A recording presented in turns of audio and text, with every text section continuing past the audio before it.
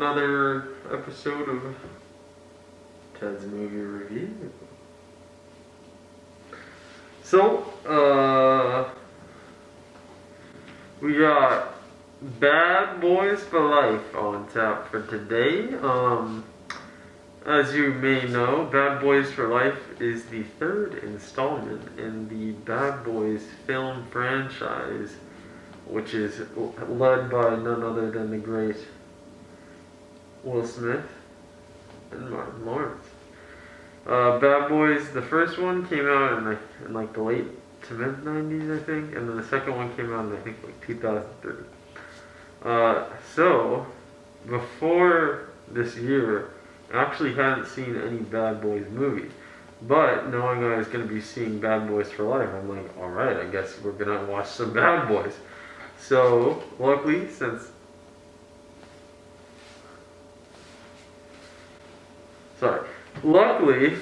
both Bad Boys are on Netflix, I just got on there and watched both of them in a row, and it was quite a good night. I enjoyed watching them both, and I was excited because of that to see the new Bad Boys. So it was cool, especially because going into it, I saw that the new Bad Boys had a much better reviews than the prior Bad Boys had. So I was like, oh, this is interesting. Let's see how it goes. So I went on the opening night, I think. Yep, the opening night. Sat down with my popcorn and dug into some Bad Boys. And I loved it. I put up the plot summary. And speaking of plot, I think the plot, I'll start off. I have 3 reasons I liked it. The plot was the first reason. And it's just because this movie, as compared to the other Bad Boys, actually had a fun, like, cool plot. And there were, like, cool plot points that were actually made you, like, excited. And there was me and other people in the movie were gasping because of how exciting it was. And it's spoilers, obviously, so if you're going to see Bad Boys, don't watch this. But, like, at the very start, Mike gets freaking gunned down by a dude doing a wheelie on a P90 in the middle of the street, right out of nowhere. Hey everybody, it's Ted here. I just wanted to really quick say that yes, I realized that you cannot do a wheelie on a P90 because a P90 is a gun. I just misspoke. I didn't think that you could do a wheelie on a P90. But yeah, thanks, and I'll send it back to Ted. You would never expect that. And it was just lit. He just freaking like almost dies. And then the captain does die. He shoots him right in the neck. Like, how are you ever going to expect Bad Boys come out here and have some crazy thing like killing off one of the only main characters besides Mike and Marcus?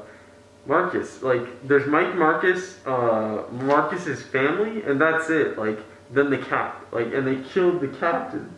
Man died.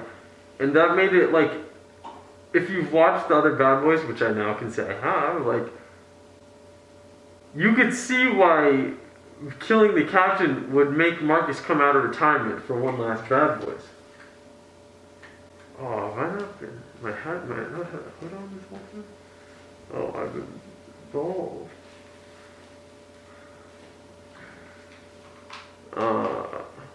Wow.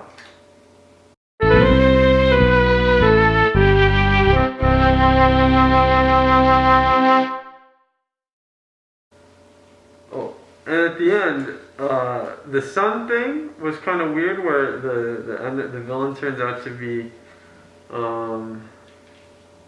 Mike's son, but it was cool, and I was down for it, and it made sense, and they tied it in a cool way where it turned out it was the one time Mike had been in love, so that was cool. Next thing I want to talk about is the action in the movie, and so if you've seen Bad Boys 1 and 2, you know they have a lot of action, especially Bad Boys 2. And one of the reasons I really wasn't, I love Bad Boys 2 still because it had Mike and Marcus, and if you got those boys in it, it's going to be funny. They're the Bad Boys, they're hilarious. But there was just too much unfun action in Bad Boys 2. And there's, I think, somewhere around like a 15-minute long action scene that I was not having a good time watching. I was like, I want this to end. And there shouldn't be scenes like that where you want it to end in a movie. Um, and there was like, oh man, there's just like, there's one scene where they're going down the hill just smashing through buildings, and I think they were just trying to show off that they could smash through like buildings made out of cheap metal, because it looked kind of cool for the first 10 seconds, but then that was the whole scene, and they're going through all these buildings in like South America or something like that. So Bad Boys for Life, on the other hand, has action still, and it's good action, but they cut like the time of it and compacted it into really good action scenes where it's fun, and it's not just like explosions and breaking things and shooting people. It's like well choreographed, cool aesthetic fight scenes. Like the people are doing like epic moves that are like unique and fit and like make interact with the scenes and like the scenery and the environment in a cool way. Like when they're fighting in the paint garage, the paint's going off, people are going crazy. When they're fighting at the end, everything's like collapsing and thunder, fire. I liked it. Good action. And just because of this action, and this leads me to my next part, is because they didn't waste so much time on the action, it allows you to spend more time on what the most important part of Bad Boys is. And that's the bad boys themselves. The bad boys themselves, the funny interactions between the two bad boys is the best part of Bad Boys, for me personally. I love their bickering and their, like, Marcus getting mad at Mike for doing crazy stuff, or vice versa, and it's just, or Mike saying, like, Marcus, you're being dumb, that kind of stuff.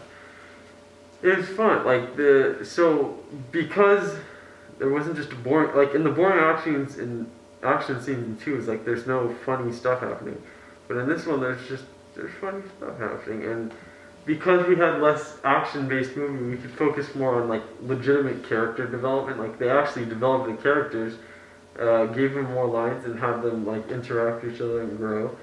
And there was even like a true serious moment that was like didn't feel beyondly like too much cheesiness, when Marcus tells Mike that no more Bad Boys for Life. And knowing how much they say Bad Boys for Life and that the movie is called Bad Boys for Life, if Marcus is the one saying no Bad Boys for Life, that's a big deal.